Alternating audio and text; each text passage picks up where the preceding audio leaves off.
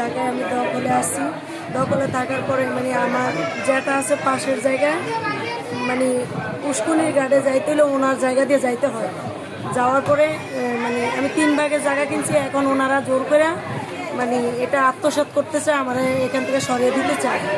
তো আমি পুষ্কুনিতে মাছ পলাইছে, আমি বলছি যে 3 ভাগ, আমার 3 ভাগই খামো। এটার জন্য ওনারা বিগত 6-7 দিন আগে থেকে আমারে মানে হুমকি দামকি দিচ্ছে। হুমকি দামকি দেওয়ার পরে আমি আর ওদিকে যাই না। তারপরে গত বৃহস্পতিবারে আমি দুপুর 11:30টার দিকে আমি পুষ্কুনি ঘাটে যাই ওনাদের ঘরের সামনে দিয়ে।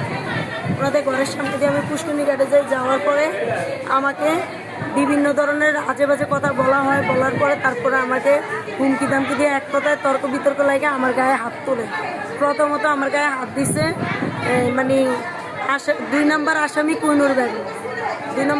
কুইনুর বেগম প্রথমত আমার গায়ে হাত দিছে। দ্বিতীয়ত ওনার হাজব্যান্ড মুক্তার পাটারি আমার গায়ে হাত তুলছে। হাত তোলার পরে ওনার বউ সহযোগিতা করে ওনার বউ আমাকে মারধর করতে আসছে। আসার পরে আমি থানায় যে সাধারণ একটা ডায়েরি করার পরে থানা থেকে ঘটনাস্থলে পুলিশ আসছে তদন্ত করার জন্য।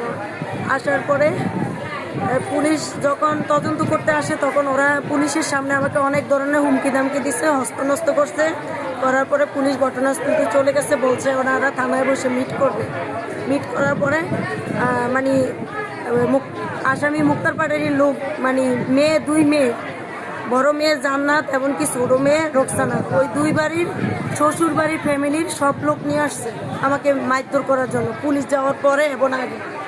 তারপরে আনার পরে যখন পুলিশ চলে যায় ঘটনাস্থল থেকে, তখন আমাকে মানে বিচ্ছির ভাষা গালাগালি করছে। তখন দারোগা আমাকে বলছে যে আপনি এগুলো সব রেকর্ডিং করে রাখবেন, ভিডিও করে রাখবেন, আপনি কথা বলবেন না।